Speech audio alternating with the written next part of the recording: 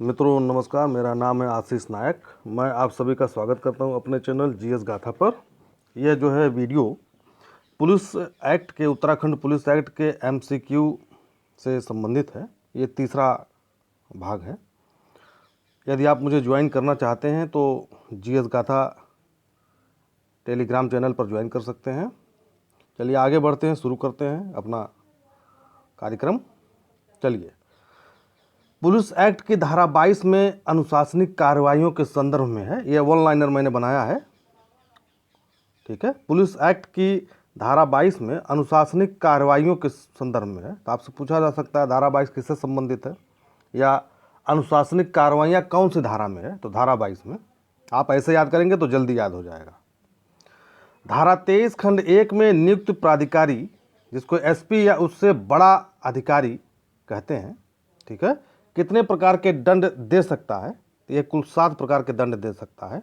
धारा 23 में नियुक्त प्राधिकारी जो है 7 प्रकार का दंड दे सकता है। एसपी या उससे बड़ा अधिकारी अपने से जो नीचे के अधिकारी हैं उनको। उत्तराखंड पुलिस एक्ट की धारा 25 में कुल 7 अवचारों का वर्णन है। 7 प्रकार के अवचारों का वर्णन है, ठीक है। चलिए आगे बढ़ते हैं। पुलिस एक्ट की धारा 28 मुख्य पुलिस अधिकारियों की पदावधि से संबंधित है। पुलिस एक्ट की धारा 28 जो है मुख्य पुलिस अधिकारियों की पदावधि माने उनकी सेवा काल से संबंधित है। उत्तराखंड पुलिस एक्ट का अध्याय 4 का नाम राज्य पुलिस बोर्ड तथा पुलिस अधिष्ठान समिति है। याद करिए इसको। अध्याय 4 जो है राज्य पुलिस बोर्ड तथा पुलिस अधिष्ठान समिति है और इस अध्याय में कुल 10 धारा है। इस अध्याय में अध्याय 4 में कुल 10 धारा है। पुलिस एक्ट की धारा 35 में पुलिस बोर्ड के कृत्य बताए गए हैं और धारा 38 में पुलिस अधिष्ठान समिति। पुलिस एक्ट की धारा 35 में पुलिस बोर्ड के कृत्य बताए गए हैं और धारा 38 में पुलिस अधिष्ठान समिति के बारे में बताया गया है। महत्वपूर्ण फैक्ट है, आप लोग इसको एक बार सुन लीजिए, एक बार बेयर एक्ट पढ़ लीजिए, 2-3 बार, आपको सब याद हो जाएगा। चलिए, ये चीज़ आपको बताना है। धारा यानी कि यहाँ धारा का नाम लिखना है, कौन सी धारा है, अंक लिखना है।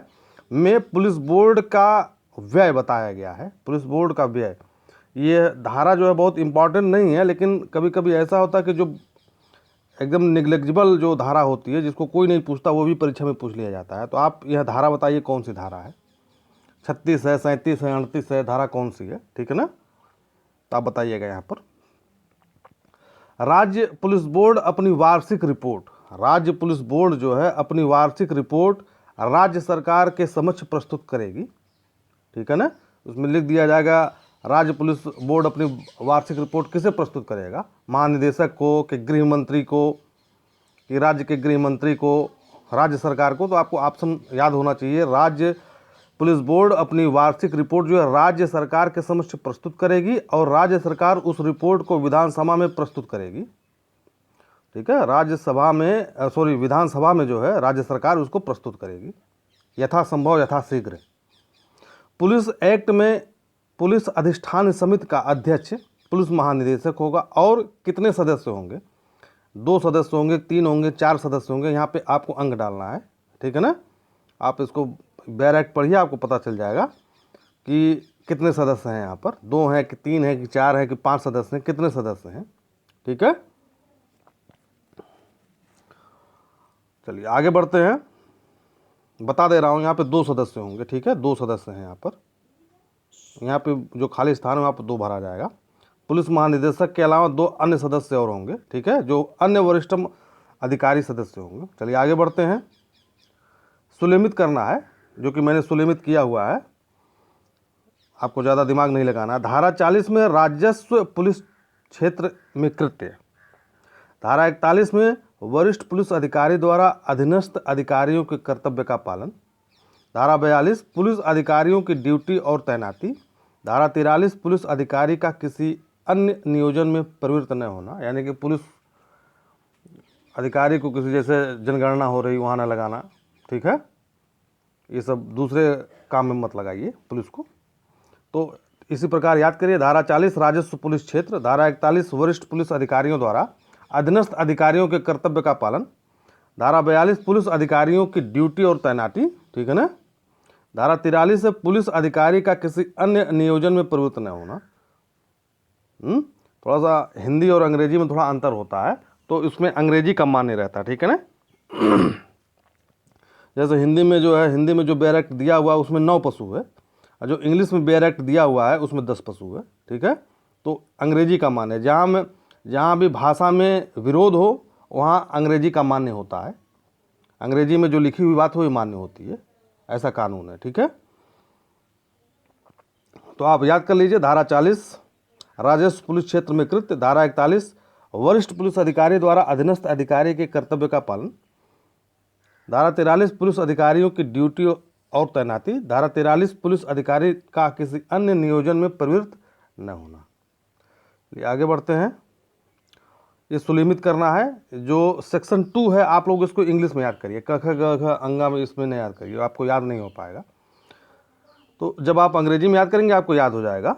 धारा 2A में एक्ट है, धारा 2A में एक्ट, धारा 2B में कैटल माने पशु, धारा 2C में चीफ सेक्रेटरी, ठीक है। धारा 2D में डिस्ट्रिक्ट जिला, धारा 2E में डीएम, धारा 2F में कमिश्नर। EF याद कर लीजिए आप, ठीक है। E और F, E है डीएम, F है कमिश्नर, ऐसे याद करिए। E है डीएम, F है कमिश्नर, ठीक है ना। G है 2G है डोमेस्टिक हेल्प, मतलब ये जो नौकर होते हैं घरेलू नौकर, और 2H है इंसर्जेंसी, राजद्रोह, राज्य का द्रोह, राज्य में द्रोह, ठीक है ना। आप लोग इस तरीके से आगे करिए, ठीक है। 2A में एक्ट, 2B में कैटल, कैटल माने पशु, 4 पैर, कैटल का मतलब होता है मुर्गी नहीं, जिसके 4 पैर होते हैं वो पशु। कैटल का मतलब चौपाया या 4 पशु, जिसके 4 पैर होते हैं। 2C में है चीफ सेक्रेटरी, जैसे मुख्य सचिव। 2D में है डिस्ट्रिक्ट, देखिए ऐसा याद करिए आप, देखिए 2D में डिस्ट्रिक्ट, यह नंबर से याद है, नंबर से याद करिए। 2D में डिस्ट्रिक्ट, 2E में डीएम, 2F में कमिश्नर। तो एक जिला है, जिला में एक डीएम है, डीएम के जब प्रमोट करेगा वो कमिश्नर बन जाएगा, ठीक है ना। तो इस तरीके से याद करिए, 2DEF आप इस तरीके से याद करेंगे तो आपको याद हो जाएगा। ये चीज़ याद करिएगा, एक दिन या आधा दिन में याद करिए, फिर उसके बाद ऐसे ऐसे धीरे धीरे बढ़ेंगे। 2G में जो है नौकर है, 2H में जो है राजद्रोह है। तो कुछ हम जो हमारे मुंह से सुनिए उसको भी याद कर लीजिए, कुछ अपने से भी याद करिए, आपको याद हो जाएगा। चलिए आगे बढ़ते हैं। उत्तराखंड पुलिस एक्ट का अधिनियम संख्यांक क्या है, यहाँ पर आपको लिखना है 2007 उत्तराखंड अधिनियम संख्यांक क्या है, ठीक है। बेयर एक्ट में सबसे पहले वही लिखा हुआ है, इसको आपको दिमाग में बैठा लेना है, अक्सर पूछा भी जाता है, ठीक है। में यहाँ पे फिल इन द ब्लैंक है, ये आपको भरना है। में ऐसा अपराध सम्मिलित है, एक शब्द भरना, यहाँ पे शब्द लिखना है आपको। ऐसा अपराध सम्मिलित है जो हिंसा या हिंसा की धमकी या अवैध लाभ प्राप्त करने के लिए सामान्य आशय के अनुसरण में किसी समूह या व्यक्तियों के गिरोह द्वारा किया गया हो, उसको क्या कहते हैं। सामान्य लाभ में ऐसा अपराध सम्मिलित है, सामान्य दुराशय में ऐसा अपराध सम्मिलित है, या सामान्य उद्देश्य में ऐसा अपराध सम्मिलित है जो हिंसा या सामान्य आशय में, ठीक है ना। इन चारों में से कौन सा शब्द यहाँ पे सुटेबल होगा वो लिखना है आपको, ठीक है। वो चीज़ आपको यहाँ फिल इन द ब्लैंक में ये चारों शब्द जो है ये लिखना है, ये ठीक है।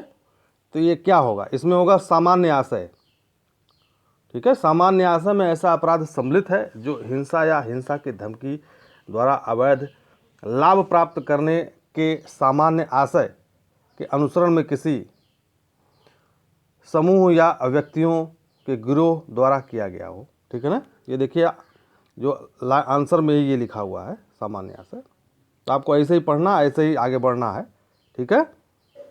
चलिए फिर से फिल इन द ब्लैंक है, ये शब्द भरना है आपको। यहाँ पे कौन सा शब्द रहेगा इन चारों में से, इन चारों में से जो है आपको ये शब्द भरना है, इन चारों में से कि कौन सा शब्द रहेगा। ऐसा प्रादेशिक क्षेत्र अभिप्रेत है जिसे सरकार द्वारा निमित्त अधिसूचित किया गया है। पुलिस जिले की सीमा से ऐसा क्षेत्र अभिप्रेत है, या पुलिस क्षेत्र से ऐसा प्रादेशिक क्षेत्र अभिप्रेत है, या पुलिस जिला से ऐसा प्रादेशिक क्षेत्र अभिप्रेत है, या पुलिस थाना से ऐसा प्रादेशिक क्षेत्र अभिप्रेत है जिसे सरकार द्वारा अधिसूचित किया जाएगा। आप बेयर एक्ट पढ़िए, आपको पता चल जाएगा कौन सा क्षेत्र है। ठीक है ना, मैं बता दे रहा हूँ, यह है पुलिस क्षेत्र। चारों में आंसर होगा पुलिस क्षेत्र से ऐसा प्रादेशिक क्षेत्र अभिप्रेत है जिसे सरकार द्वारा निमित्त अधिसूचित किया गया है। ऐसे ही आपको भरना है। ठीक है, अब अगर आप ऐसे पढ़ेंगे तो आपको बहुत जल्दी याद हो जाएगा सब कुछ। अभी बहुत समय है, धीरे धीरे पढ़िए, आपको याद हो जाएगा। चलिए अब आते हैं, विहित शब्द का अर्थ क्या है। एक्ट में जो विहित शब्द दिया हुआ है उसका अर्थ क्या है। परिनियमों द्वारा विहित अभिप्रेत है।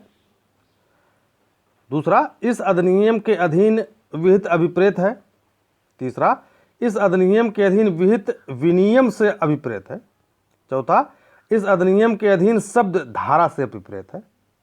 ठीक है ना, तो आपको बताना है क्या अभिप्रेत है। चलिए, विहित शब्द का अर्थ क्या, जैसे बेयर एक्ट में जैसे एजिटेड लिखा गया है, क्या लिखा गया है वो आपको बताना है।